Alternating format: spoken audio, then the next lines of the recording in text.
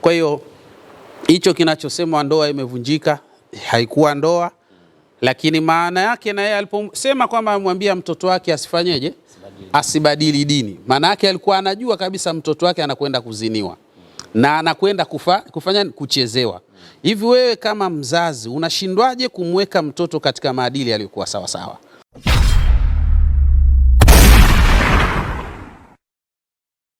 Wa alaikumus salam wa rahmatullahi wa barakatuhu.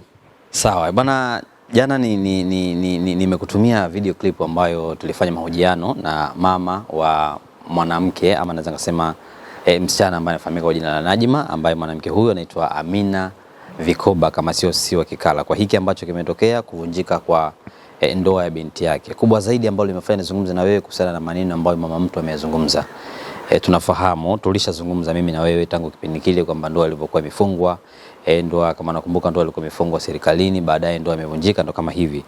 Maneno ambayo amezungumza mama mtu kwamba niliyajua haya kwamba yangetokea, na ndio maana nilikuwa nimekataa mwanangu badili dini na kuwa Mkristo, kwa maana kwamba mwanaume ambaye alikuwa amemwoa ni Mkristo, yeye ni Muislamu, ndoa ilifungwa serikalini.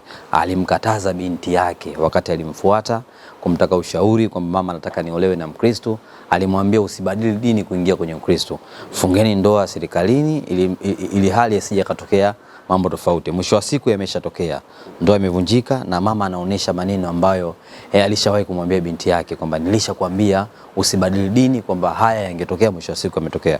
Tuzungumze kwa hiki ambacho kimetokea na maneno haya ambayo mama mtu ametokea kama mwalimu. Karibu. Naam. Kwanza, jambo la kwanza nafikiri tulishawahi kulizungumza hili na tulisema ya kwamba ndoa ya mmoja Muislamu na mmoja Mkristo haipo kisheria. Kwa hiyo kwa mimi binafsi siwezi kusema ndoa imevunjika, bali binafsi ninaweza kusema tu kwamba wametangaza rasmi kuacha uzinifu ule ambao walikuwa wanaendelea nao, ndio wameutangaza kuacha baada ya kukhtilafiana katika majambo yao. Lakini kuna kitu cha msingi sana ambacho mara nyingi sana huwa tunasema. Kuna kauli moja au wasemi wa Kiarabu huwa wana maneno anasema undhuril umma watazawajil ibna. Siku zote unapotaka kumuoa yoyote katika wale ambao unataka kuoa, kwanza mtazame mama. Mama ndio direction nzima ambayo itakupa picha kwamba unaoa mahala salama au unaoa mahala penye tatizo kubwa kabisa. Ukimwona mama amekaa katika misingi mizuri, ana tabia nzuri, ana heshima nzuri, ana nidhamu, lakini anajijua yeye ni nani na yupo hapa duniani kwa jambo gani, ukimwona ana vigezo hivyo, oa binti yake, utastarehe sana hapo mahala. Lakini ukimwona mama wa binti unayetaka kwenda kumuoa mcharuko, hana adabu, maneno yake ajabu ajabu, mandhari yake anaonyesha kwamba hatambui kama yeye ni mzazi, basi hapo mahala ukisema unakwenda kuchumbia na kuoa, maana yake unachukua moto na kuweka ndani. Sasa undhuril umma, mtazame mama, tabia zake, mienendo yake, watazawajil ibna. Hapo sasa utapata sura sahihi ya yule unayekwenda kumwoa yupoje. Mmoja katika wasemi wa hikma anasema idhan sarafta ila almakani wa turidu an tatazawaja minha. Ukienda mahala alafu hapo mahala ukawa unataka kwenda kuposa ili uoe mahala hapo, fawajadta al-umma, lakini baada ya kufika mahala pale ukamkuta mama yashtumu, yukhadi'u, yakdhubu wa yatadharabu ma'a zawjiha, yani ukamkuta huyo mama ambaye umekwenda pale kutaka kumchumbia binti yake, ukakuta anatukana matusi makubwa makubwa. Lakini kadhalika ukakuta anaongopa, kuna mtu anamuongopea pale na wewe unaona kabisa huu ni uongo. Lakini kadhalika ukamkuta ni mtu ambaye anagombana na mume wake, ugomvi mkubwa kabisa, maneno mazito mazito. basi fansarifu, yani sari'an, hapo mahala panatakiwa wewe uondoke haraka sana, kwa sababu yale ambayo unayoyaona kwa yule mama ndio dira inayokuambia na huyu utakayekwenda kumwoa ndio hivyo hivyo. Ni sawa sawa jinsi ambapo ukienda kuchumbia au kutaka kuoa kwa mtu, alafu ukaambiwa mama huyu wa binti huyu ameshaachika ndoa ya kwanza, akaachika ndoa ya pili, akakaa na hawara wakaachana, akakaa sasa hivi yeye kazi yake ana kimada huyu, ana kimada yule, ana kimada huyu, basi ili mradi ana watu wa namna hiyo. Mahala hapo kimbia haraka sana, kwa sababu huyo mama ndio dira pia ya binti yake, naye atakuwa hivyo hivyo. Hawezi kukaa na mtu kwa sababu yeye role model wake ni mama yake. Kwa hiyo anamtazama mama, zile njia anazopita mama ndizo ambazo atakazopita huyo binti. Kwa hiyo jambo la msingi kabisa, ndio maana Mtume sallallahu alaihi wasallam akatuambia katika wale wanawake wanne ambao wanafaa kuolewa, akasema wanne, fadhfar bidhati dini tarbati yadaka, tafuta mwanamke ambaye ana dini. Ukimpata mwanamke mwenye dini, tarbati yadaka, mkono wako utakuwa umepatia. Sio mwanamke anayekurupuka kurupuka, anasema sema, anarupuka rupuka, anaongea ongea ovyo ovyo tu, hapo patakuwa na shida. Kwa hiyo mimi binafsi niseme hii ndoa, yani hakukuwa na ndoa baina ya hawa watu wawili, na tunaposema imevunjika, haiwezi kuwa imevunjika wakati haikuwepo. Waarabu wanamsemo, anasema almadumu la yu'ti, siku zote kile ambacho kisichokuwepo huwa hakisemi kuwa kipo wakati hakipo. Kwa hatuwezi tukasema hii ndoa imevunjika wakati haikuwepo ndoa. Kulikuwa na watu wawili ambao wapo katika zinaa inayoonekana ni kitu sahihi au ni kitu halali katika jamii, lakini sasa wametangaza kuachana na ile zinaa ambayo walikuwa wakizini katika hali hizo. Kwa hiyo kwa kweli ni hatari sana, na hii ni katika dalili za kiyama. Mtume sallallahu alaihi wasallam anasema miongoni mwa dalili za kiyama, antafshua zina, ni zina kuwa dhahiri na kuonekana kitu cha kawaida. Kwa hiyo leo ni yani mama kabisa wa mtu anaona ni safi kabisa mtoto wake kwenda kuziniwa, wala ana wasiwasi. Kuna wakati mimi niliishi Sinza kule, Sinza Mori, nilikuwa naona vituko kidogo. Katika nyumba ambayo tulikuwa tumepanga, baba mwenye nyumba alikuwa na binti yake na mstiri kwa jina. Ilikuwa anakuja hawara wa yule binti yake, kwa sababu huyo hawara alikuwa anaendesha gari ya serikali. Kwa akija pale anakuja na magunia ya mkaa, mchele. Baba ndio anatoka kwenda kumwita mtoto wake kwamba hawara yake amekuja. Ni maajabu makubwa shekhe. Kwa hiyo mtoto anatoka kwenda pale kwa hawara yake, wanakumbatiana, wanabusiana pale, wananyonyana pale katika ukuta wa nyumba yake yeye. Eti ni mwanaume huyu na anaitwa baba. Mwana mtihani mkubwa kabisa huu. Sasa hii ni hatari sana, hatari sana. Kwa hiyo nimwambie tu, na naweza kusema jamani, kuna haja kubwa sana ya watu kutazama wanapokwenda kuposa au wanapokwenda kutaka kuoa. Mtazame appearance ya mama, kwa sababu mama ndio dira ya mtoto wa kike. Wewe ukitaka kumjua huyu mtoto wa kike ninayekwenda kumuoa ni sahihi, muangalie mama yake. Kuna usemi unasema, anil mar'i la tasal wasal an qarini. Ukitaka kujua habari za mtu, mtazame yule ambaye ndo role model wake, utapata majibu sahihi kabisa. Lakini ukimuuliza mwenyewe atakwambia mimi ni mtu safi sana, mtu mzuri kabisa, maadili yangu mazuri, lakini appearance yake inamhukumu, inamwambia hapana, usitaki kusema haya maneno ya namna hii. Kwa hiyo hicho kinachosema ndoa imevunjika, haikuwa ndoa, lakini maana yake na yeye aliposema kwamba amwambia mtoto wake asifanyeje, asibadili dini, maana yake alikuwa anajua kabisa mtoto wake anakwenda kuziniwa na anakwenda kufanya kuchezewa. Hivi wewe kama mzazi unashindwaje kumweka mtoto katika maadili yaliyokuwa sawa sawa? Maana yake inaonyesha umefeli wewe. Kama mtoto unasema kwamba watoto wa siku hizi wanaelewa vizuri iwapo kama msingi utakuwa umeutengeneza vizuri. Lakini kama msingi utakuwa umeutengeneza ovyo ovyo, alafu utarajie ueleweke, unaelewekaje? Haiwezekani.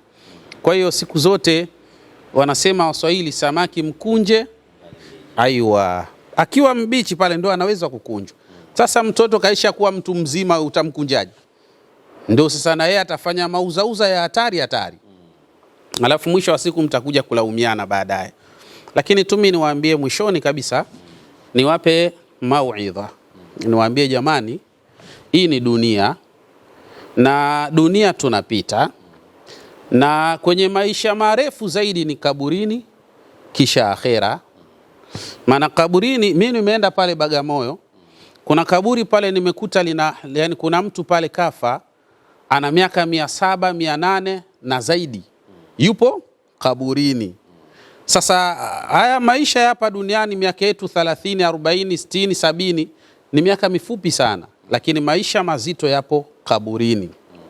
Kwa hali hiyo, hebu tutafakari huku mbele tunakokwenda, tusitazame tu hapa.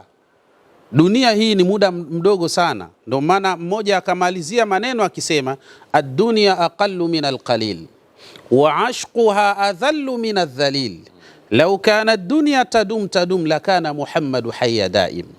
Anasema dunia ni kitu dhalili na dhaifu sana katika vitu dhalili na dhaifu.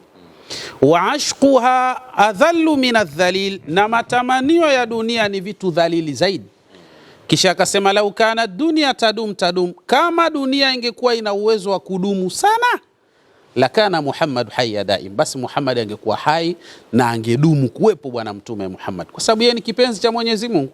Vipi sisi ambao tunafanya maasi, madhambi ya kila namna, ndio tutadumu kwa ajili ya dunia?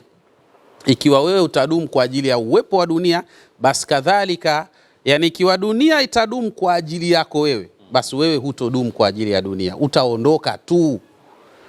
Na mmoja akasema maneno ya mwisho yanamalizia, anasema kwa namna yoyote utakavyojidhatiti hapa duniani, kwa namna yoyote utakavyokuwa muhuni, utakavyokuwa hapa duniani, kwa namna yoyote utakavyokuwa mjanja hapa duniani, kwa namna yoyote utakavyokuwa msomi, na namna yoyote utakavyokuwa wewe ndio bingwa katika dunia hii, fala budda an ta'khudha shahadata al-maut, mwisho wa siku ni lazima utachukua shahada ya kifo tu, hakuna namna nyingine. Kwa tufanye ujanja tunaofanya, tujione tunavyojiona, tuone uzima tulokuwa nao, ipo siku tu tutaondoka. Tutafakari jamani, maisha dunia ni mafupi.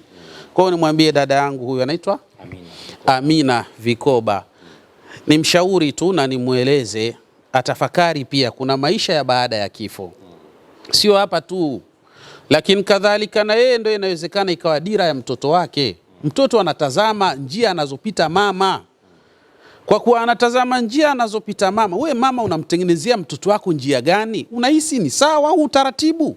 Alafu unachukua wepesi tu, wewe alikimbilia mapenzi, basi acha tu na yeye akakutane nayo. Ni rahisi tu kweli hivyo? Kweli unampenda mtoto wako kwa lugha hizo? Nilimwambia asome kakimbilia mapenzi. Subhanallah.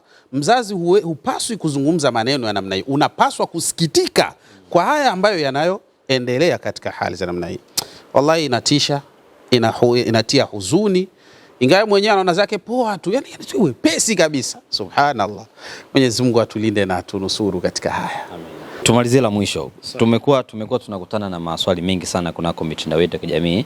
Mara baada ya tunaposti video zako, wengi wanakuwa ni watu ambao wanatamani wapate elimu yako, wapate wanakuwa na matatizo yao tofauti, wanatamani wapate ufumbuzi kutoka kwako. Tuambie vipi ambavyo wanaweza kukufikia, lakini kubwa zaidi kuna wale ambao wanakumbwa na masuala ya kichawi, wengine wanatamani kuingia kwenye ndoa kama hivi. Unawasaidiaje mara baada ya kuweza kufika ofisini kwako? Taib. Jambo la kwanza, sisi tunapatikana hapa Mbagala Kiziwiani, barabara ya lami ya Jeshini. Lakini kadhalika kwa wale ambao wanasumbuliwa na masala ya kisihr, kwa maana masala ya kichawi, na uchawi unaweza kuleta madhara ya aina nyingi sana. Kuna wale ambao wanasumbuliwa na masala ya uchawi katika masala ya nikah, ndoa. Ndio pale unaona wengine wanakuwa na tatizo hili la hawapati wachumba, na hata wakipatikana wachumba ni siku mbili tu, alafu wanakimbia, hawarejei tena. Lakini kuna wengine wako ndani ya ndoa, na katika ndoa wamepigwa sihri za ajabu mno, kiasi ambacho kunakuwa na mitafaruku mikubwa sana katika ndoa. Sasa hawa sisi tunawashauri biidhnillah subhanahu wa ta'ala wafike hapa ofisini kwetu, na kadhalika wawe na taratibu ya kujipatia dawa hii mujarrab kabisa, inaitwa ibtalu sihr. Hii ibtalu sihri ni maalum kwa ajili ya kubatilisha na tegua yale matego ya kichawi ambayo yanaweza kuharibu ndoa, yakaharibu miili, afya zikapotea.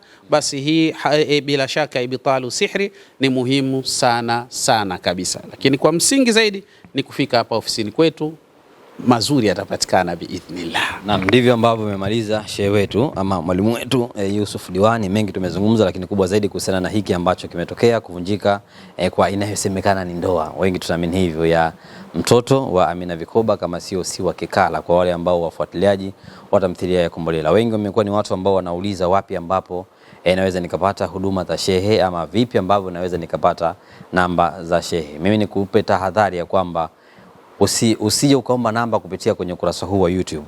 Video hii yote tumeweka kwenye YouTube.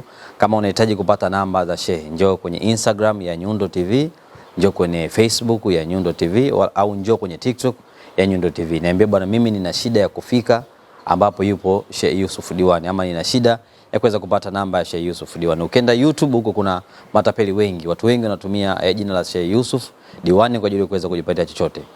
Thanks for watching.